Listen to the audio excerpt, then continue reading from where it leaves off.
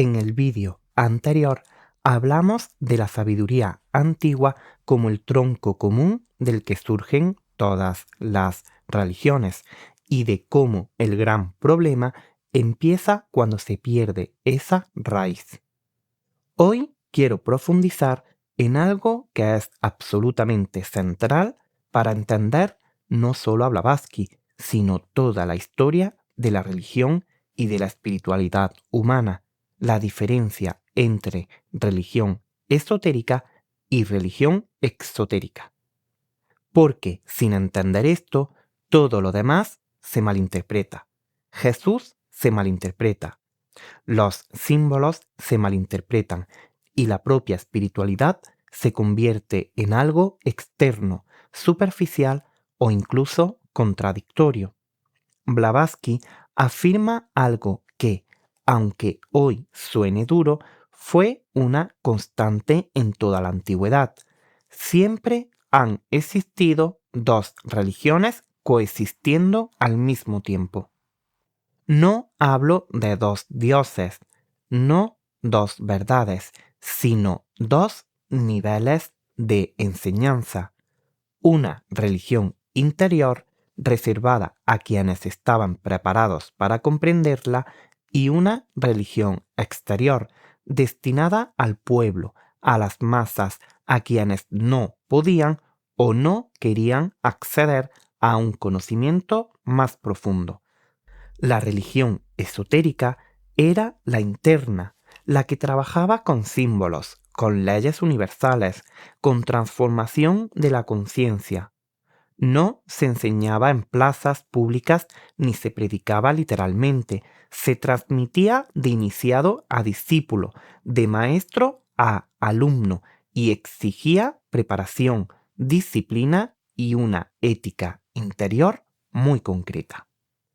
La religión exotérica, en cambio, era la externa, la visible, la que se expresaba en ritos, normas, relatos literales, profecías, castigos, recompensas y promesas.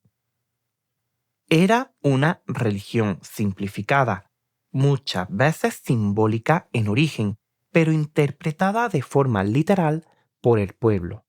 Y aquí es importante entender algo sin idealizar ni demonizar. Esto no nació necesariamente como una manipulación. En muchos casos nació como una forma de protección.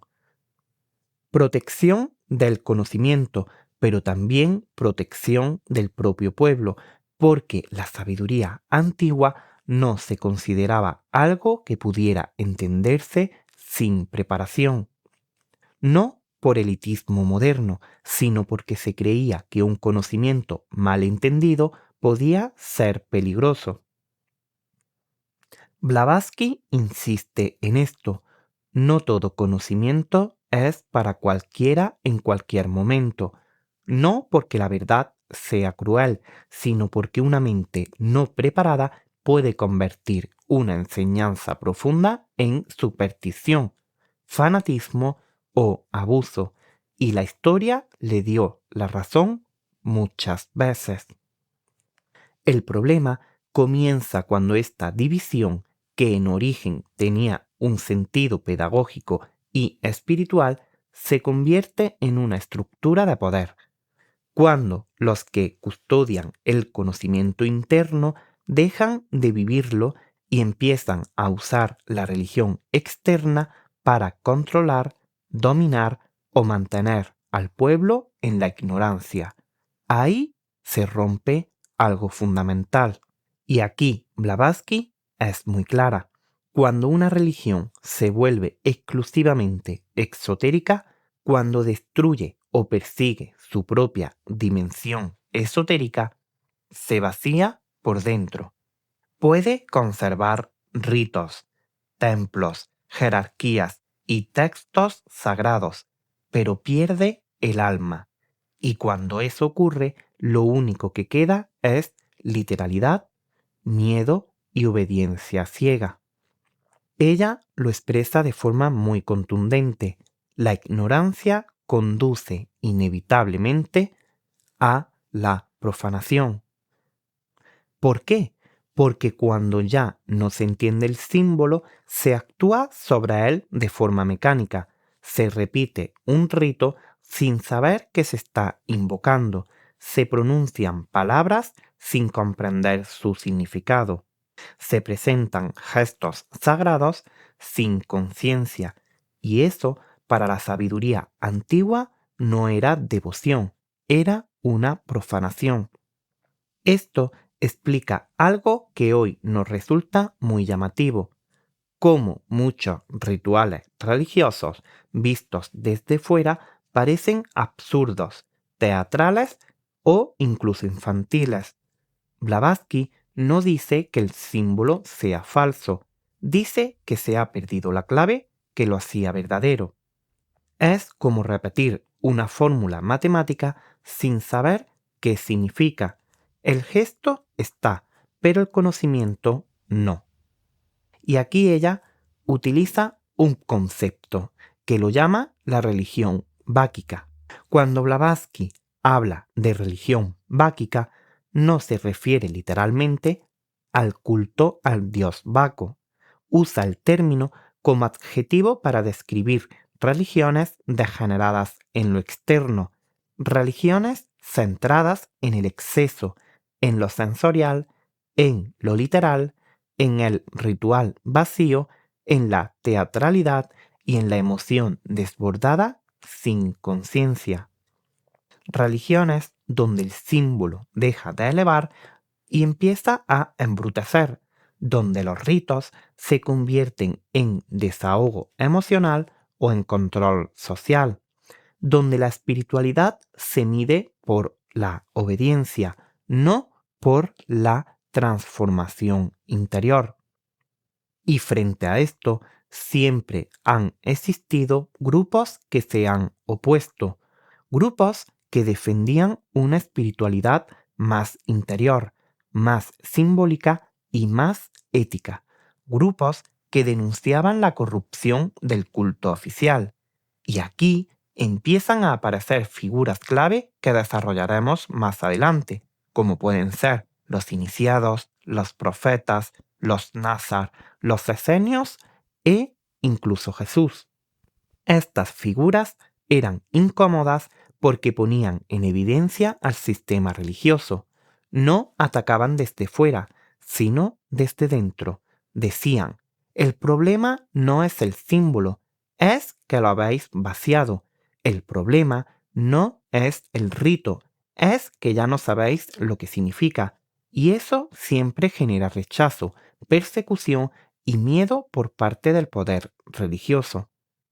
Blavatsky sostiene que, con el tiempo, muchas religiones oficiales no perdieron la clave interna, sino que persiguieron activamente a quienes la conservaban, porque el iniciado libre es peligroso para cualquier sistema basado en la obediencia.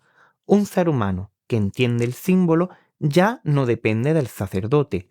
Un ser humano que accede a la experiencia espiritual directa ya no necesita intermediarios. Y aquí ocurre algo muy irónico que ella subraya con fuerza. Cuando una religión destruye su propia sabiduría interna, termina convertida en una caricatura de sí misma. Sus ritos parecen ridículos, sus símbolos parecen ingenuos, sus ministros actúan como si practicaran magia sin entenderla. Y la gente moderna, al verlo, se burla. Pero la burla no es la causa del problema, es la consecuencia. Desde esta perspectiva, la historia religiosa no es una lucha entre verdad y mentira, sino entre comprensión y literalidad, entre símbolo vivo y símbolo muerto, entre conciencia y repetición. Y ahora quiero que observes algo muy importante. Esta estructura no es exclusiva del cristianismo. Ha ocurrido en muchas tradiciones, pero Blavatsky afirma que el cristianismo es un caso especialmente grave porque rompió de forma radical con su propia raíz esotérica y convirtió lo que era enseñanza simbólica en dogma histórico literal. En lugar de reconocer distintos niveles de comprensión, se impuso una única interpretación obligatoria. En lugar de guiar al ser humano hacia la experiencia interior, se le pidió fe ciega. Y en lugar de explicar los símbolos, se prohibió cuestionarlos. Y así, poco a poco, la religión dejó de ser un camino de conocimiento y se convirtió en un sistema de creencias. Y aquí quiero hacer una pausa porque esto es clave. Blavatsky no está diciendo que la fe sea inútil, está diciendo que la fe sin comprensión es estéril, que creer sin entender no transforma, que obedecer sin conciencia no libera y que una religión basada únicamente en el miedo, el castigo o la promesa futura no eleva al ser humano, lo mantiene infantilizado espiritualmente. Por eso ella insiste tanto en recuperar la dimensión esotérica, no como algo misterioso o ocultista en el sentido moderno, sino como el significado profundo de los símbolos, como la comprensión de las leyes que rigen la vida, la conciencia y el cosmos, como un camino de responsabilidad interior. Y esto nos prepara directamente para los próximos vídeos, porque ahora estamos en condiciones de entender algo que, si se dice sin este contexto, suena escandaloso, que Jesús no predicaba una religión exotérica, que Jesús hablaba desde una tradición iniciática, que sus parábolas no eran cuentos bonitos, sino enseñanzas veladas, que su conflicto con las autoridades religiosas no era solo moral, sino estructural. Él hablaba desde dentro del símbolo, ellos desde la letra muerta. Por eso lo iremos desarrollando paso a paso. Si hoy te quedas con una idea, que sea esta. La verdad no se perdió porque fuera falsa, sino porque dejó de comprenderse. Y cuando la comprensión desaparece, la religión se convierte en costumbre, en miedo y en poder. Recuperar la sabiduría antigua no es volver al pasado, es devolverle el alma al símbolo. En los próximos vídeos empezaremos a hablar de los grupos que sí conservaron esa sabiduría interior, como pueden ser los iniciados, los názar y los esenios, y ahí empezará a encajar por fin la figura histórica y espiritual de Jesús. Nos vemos en el siguiente vídeo. Muchísimas gracias por estar aquí. Te mando un abrazo enorme y cierra.